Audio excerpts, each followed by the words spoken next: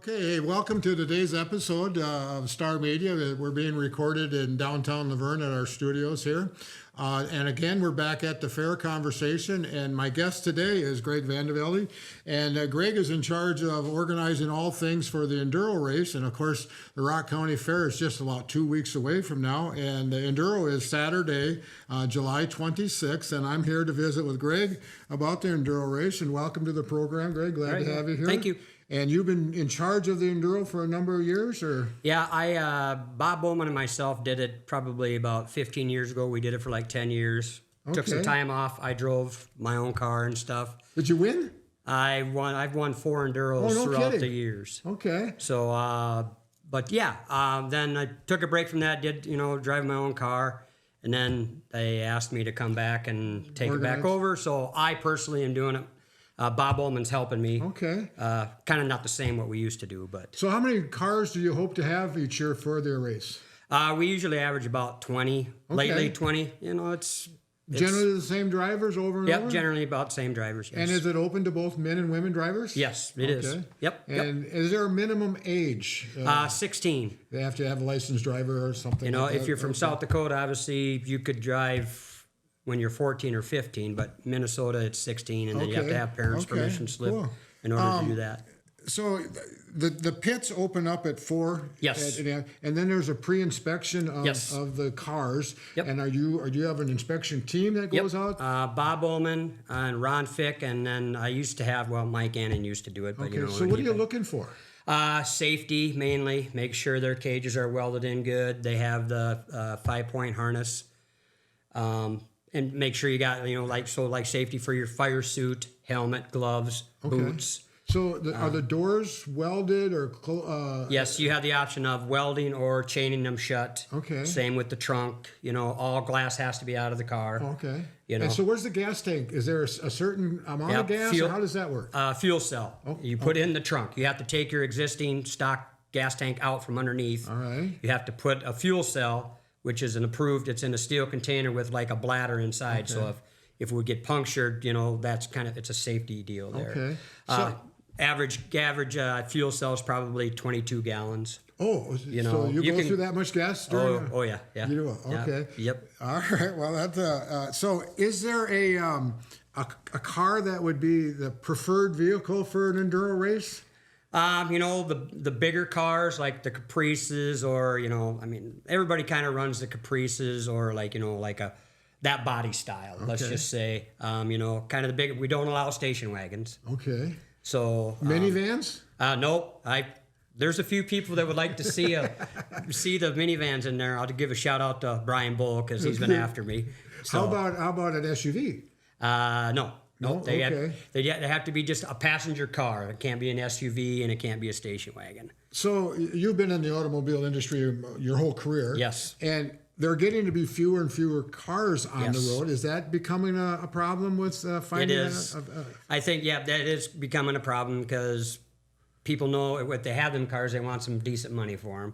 And the enduro racing is not cheap either. Okay. Is there an enduro circuit around here? Not around here, but like up in northern or about like Waseca area. Okay. There's a company called Southern Promotions. They run like a 6 or 7 race series.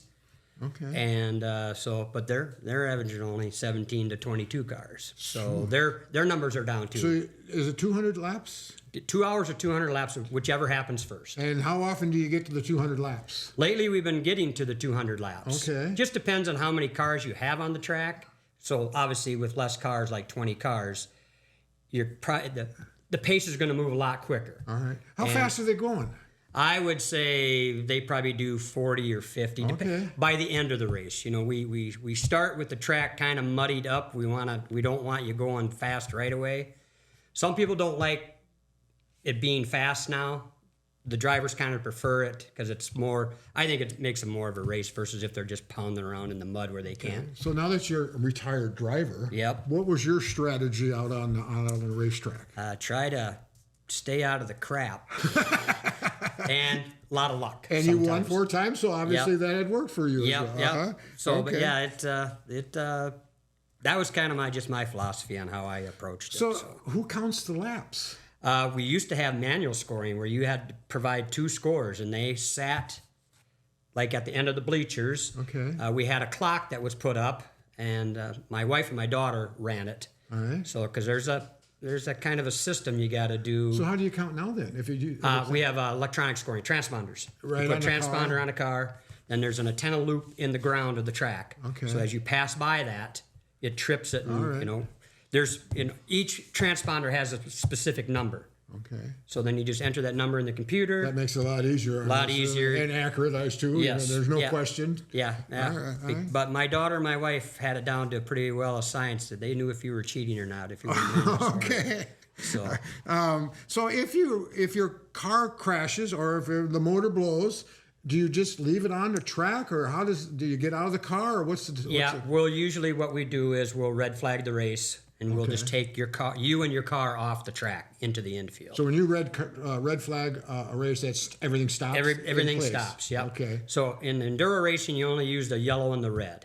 Okay. Red is for well, honestly, we just kind of use one flag. It's just the red flag because that's the only time. Nobody gets a checkered flag. Yep, they'll get a checkered flag. Yeah. There you go. They'll get a white flag and a checkered flag is what they Have get. you ever black flagged anybody? Is that part of it? It has happened. Yes. Okay. Yep. I would say once or twice, maybe through the whole years that I've been doing it. So. All right. So, and how much does it cost to enter the race as a driver or a car or pit? So the driver is $50 for driver and car, and then we rent the transponders for like $25, so it'd be like $75. To get in the pits, I believe it's $30 or $25 or $30 to get in the pits for like pit crew. And that's for the whole crew, or is there a limit? No, yeah, they can bring in as many as they want. Okay. All right. But it's like it's $25 a person. All right. 30. Yep. So, Yep. okay. So, and now just to reiterate, the race itself, the Enduro, is Saturday, July 26th. There's a fee to get in. It's $10, and kids that are 8 and under get in for $3.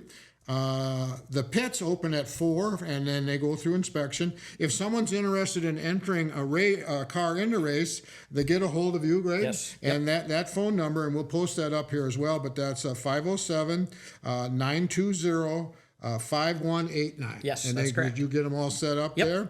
And the race itself, we'll drop the green flag at 7 o'clock sharp.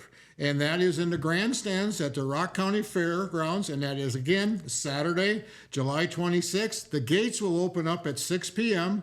So the Enduro has been a long time favorite in the grandstands. Always has been. Get there early, get a good seat, and enjoy the race. And Greg, thank you for coming and sharing the information. All right. Have a good race. All right. Thank you. And that comes about time to pull the pin on this conversation. And thanks for joining us, and we'll see you at the fair.